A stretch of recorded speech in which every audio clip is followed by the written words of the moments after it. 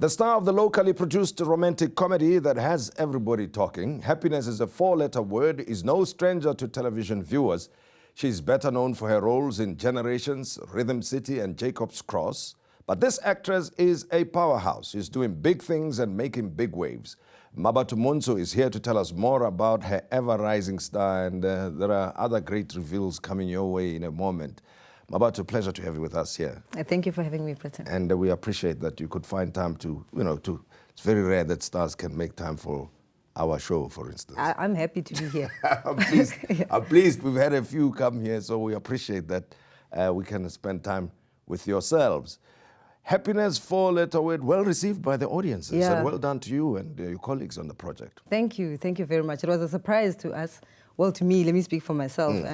I thought that, yes, there would be support, but it's been overwhelming support. Yes, so that was a pleasant surprise. And I've spoken to the producer and some of the actors there, one or two of them. The idea, I'm told, that's making it work is because people can see themselves in the storyline. It's absolutely relatable. I mean, now, when I first read the script, it felt so familiar. It felt comfortable. And it was the first time I'd read a script that I could just relate to. Yeah. And what I found interesting was that it was because it was written by a black woman. It was the first time I read a script for cinema that was written by a black woman in over like a decade of being in the industry. So I think, when the market, the person who comes from the market that's targeted gets to have a hand in telling the story, then obviously it's going to be relatable. And it's also taken from a book, Happiness is a Four-Letter Word by Cynthia Chen. I think those two elements really did make it relatable. Yeah. Why does it matter that a script or a story should be, in this instance, the way you say it, that it's the first time you read a script written by a black woman? Just for those who may not be affected by these things, say, but what difference does it make? Look, I think anybody should be able to tell any story from any background. But what is interesting about our industry is that not many opportunities are given to black women to do work that's really big, that's important. As soon as there's a budget, we sort of take the back seat in terms of leadership position. Even on your local soaps and things like that, you don't get that many black female head writers.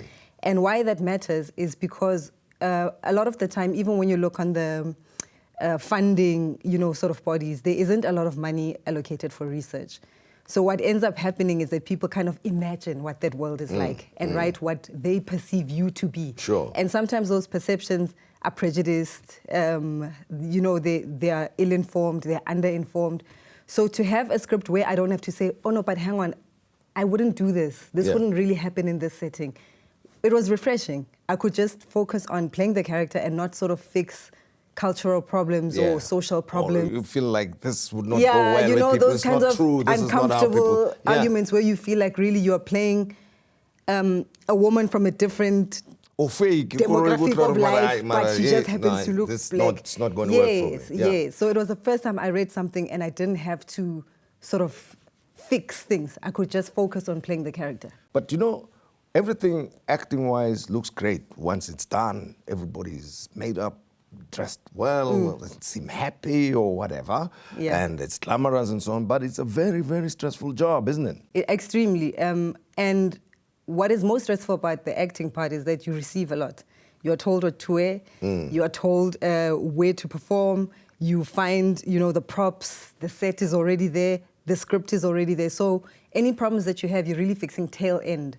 Whereas if you're a writer, you write in, the things that you think are important and should be in the story. And if you're a director, you have more influence. This was a movie, right? It's got a lifespan. You start, you finish, it's edited, it's out there, and that's it. But television is something else. It evolves all the time. The experience there, from the time of Generations, I read that you said it was one of the most difficult times for you because you were sort of learning on the job, yet you are trained in the dramatic art. So, I could not understand. What do you mean by that?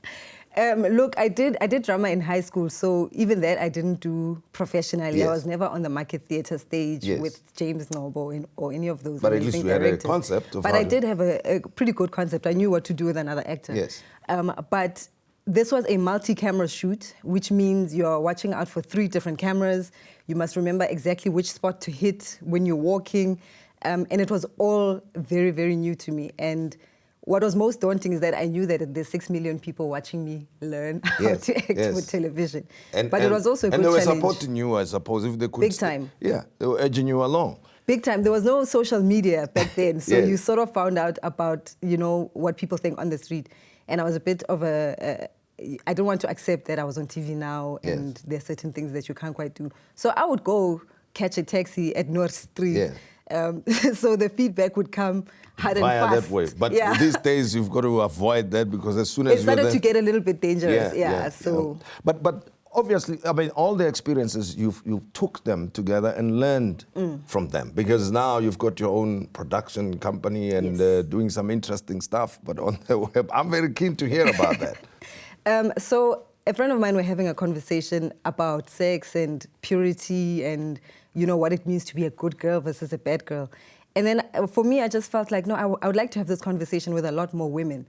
I Googled to see what the views of black women were on issues of sex and things like that because you don't get a lot of it. It's still uncomfortable to talk about it publicly in our societies.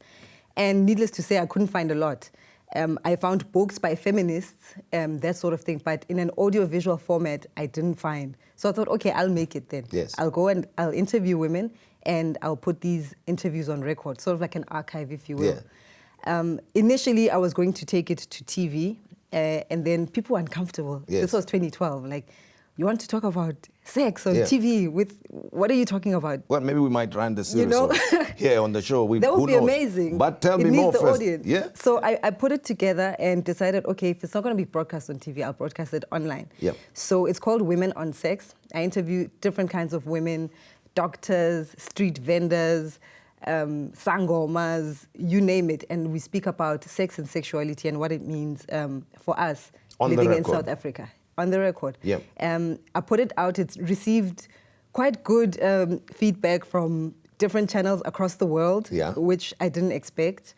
And we were on about like 30,000 views online, which I thought was great for the type of content that it is. But I would like to put it on TV because South Africa is still primary television watching audience. But what kind of content will that be? Is it the kind of content that would shock the viewers, or is No. It's the kind of content that gets you thinking. Okay.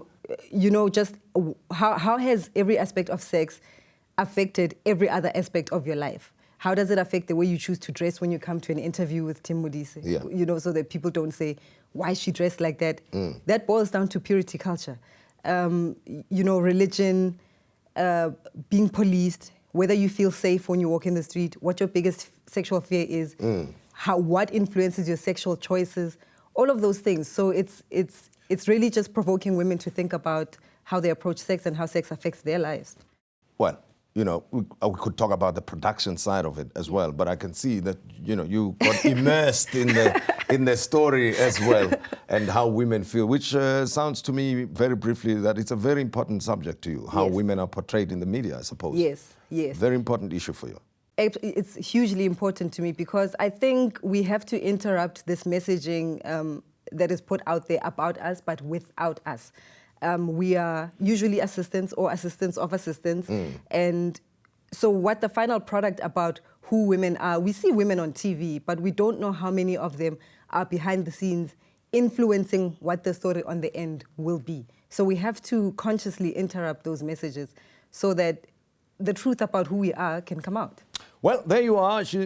That's not the only story she's thinking about, the new series that I'm sure she's also working on other projects, but we will have another interview some other time. Yes. Everything of the best to you, and I appreciate your time with us here. Thank you so much. Right? She's an actor, producer, writer, director, you name it, and conceptualizes the ideas that she came up with.